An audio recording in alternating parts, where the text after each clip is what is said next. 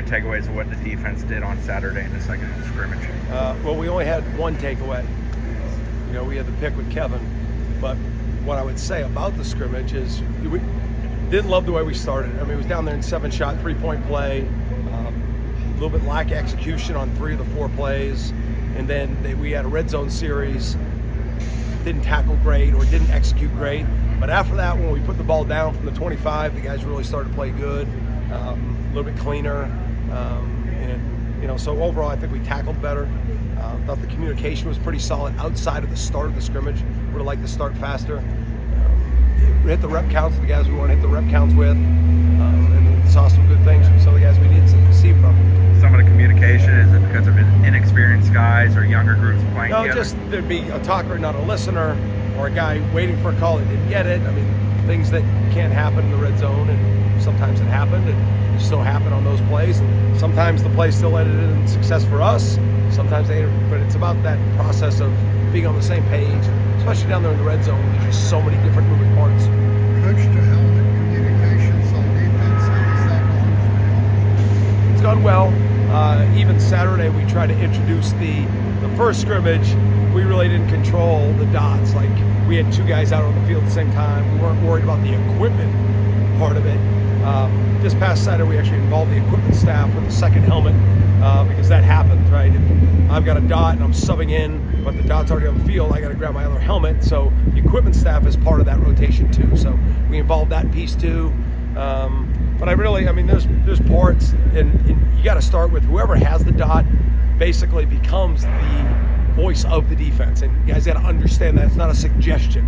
When they say, hey, we're doing this to that set in the moment, like we had it Saturday, we had a pressure called and the look wasn't right the way we were doing it. It was sound, it just wasn't what we wanted. And so I was able to communicate it to the dot. He got it fixed, everything got respun, and we were able to execute it the way that we wanted to execute. So, there's some definitely advantages to it, but then there's some, okay, when this happens, how you gonna, whether the radio goes out, where they can't hear you because the volume didn't go up because of the way they tackled somebody. Like, there's all those other things that your guys have to get used to. We run practices, practicing with the dot being out. We practice with, say, the dot goes down and you can't sub a guy on the field. So we're dealing with signals still, and we're dealing with the helmet communication. We're trying to put ourselves in all, it's just like any new rule.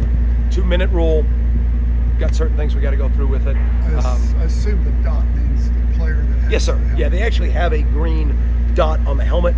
So I'm pretty good with shapes and colors. So kind of operate with, we're referring to it as the dot, right? So the dot's live, that type of stuff. So every rule change over the last 20 years has favored the offense. Is then helmet communication still favor the offense, or do you guys maybe have it? I don't think any of the rules favor the offense, to be honest with you. I think they're all, if used right defensively, because it just makes your players more intelligent, right? You give them, like today, we watched a full targeting tape and, how to tackle people in those moments, how to, be good around the quarterback with high hands, sliding quarterbacks. Like, I think you got to embrace all those rules, tell them this is for the betterment of the sport overall. I think the worst thing a coach can do is take the side of these rules, are BS, they're not made to help us, they're a disadvantage, it's us against the world. I just think it gives a bad mindset. So accept the rules, understand it's for the betterment of the entire sport, then use them to the advantage of your side of the ball.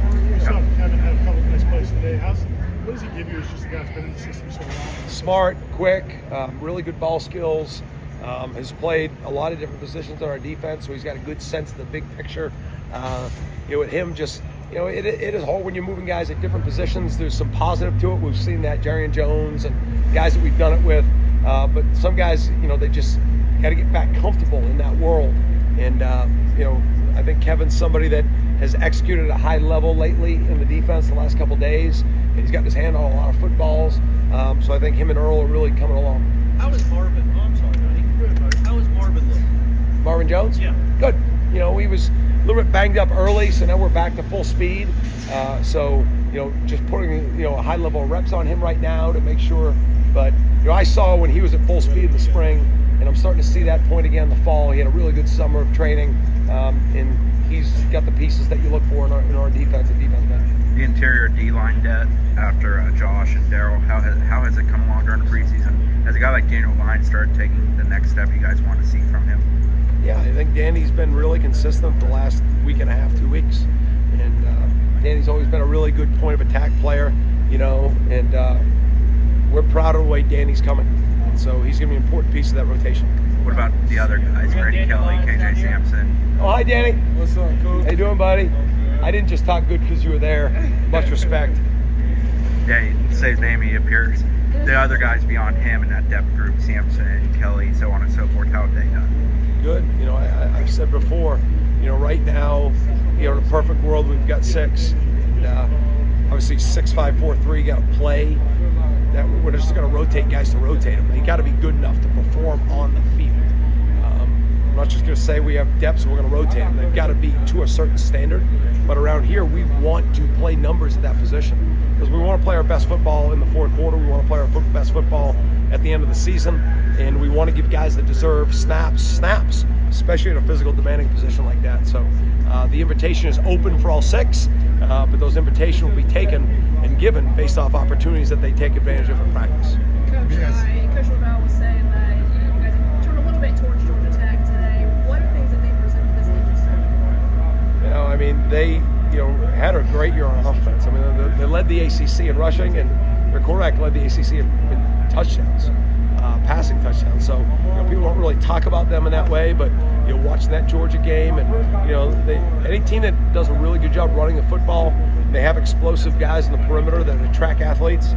They definitely pose their challenges, and you got to lean your defense to really, whether it's taking away certain receivers, taking away the run game, especially the quarterback run game. Those are all decisions you make down and down. And so, they definitely, they had a very successful year. They got everybody back, and I know they're really confident. What's your defensive focus between now and the ball game? Just discipline details, right? Just the discipline that it takes, trying to play penalty-free, making sure our execution level's up, the details of the technique, the details of just how the effort looks like that we're playing. And so I feel good about the group of core people that we have, but it's the details of the playing together, the execution, the effort it takes to play down after down, and just be able to respond to whatever comes up in the course of the game, because all that's coming. I could follow up Chris's question with the depth at the defensive end position and your linebacker. Yeah, well, at defensive end, ideally we're always trying to play 4. There's a chance we've got a 5th, that we could help situationally. It's all fun and games to say what the numbers are. Obviously over the next 2 weeks, we really narrow in on, whether that's 3 or 4 or 5 people actually playing, and then what does that look like for the 5th guy, for the 3rd guy, for the 4th guy. So we're still going through that, but I do feel good about, Aaron Hester, Newsy, Byron, all those guys trying to give us some snaps, Marvin and Pat. And at linebacker, we're getting DJ's back. He was a little bit banged up, but he's practicing good lately. I think Cam's come on. Juice and Blake have done a good job, and then OG's played good football, and he's healthy for the first time in probably a year and a half. So you always got to have 6 ready for 2 deep in base. Traditionally, usually we played 4, but with special teams now and the amount of snaps we got, I'm sure all 6 of those linebackers will be playing on kicking game and defense. The safety spot besides Shy, how has Devontae and Conrad competed with one another? What's some of the other guys never kind of give to you guys at the position? Good. I mean, you mentioned 3 of them, but I thought KJ Kirkland, has really started to take some steps. Ash has come. Those guys are kind of rotating through a little bit, and then we're using Duke Cooper at multiple different positions. I think trying to use his experience, whether it's at nickel, whether it's at dime, whether it's at safety, trying to train him like that.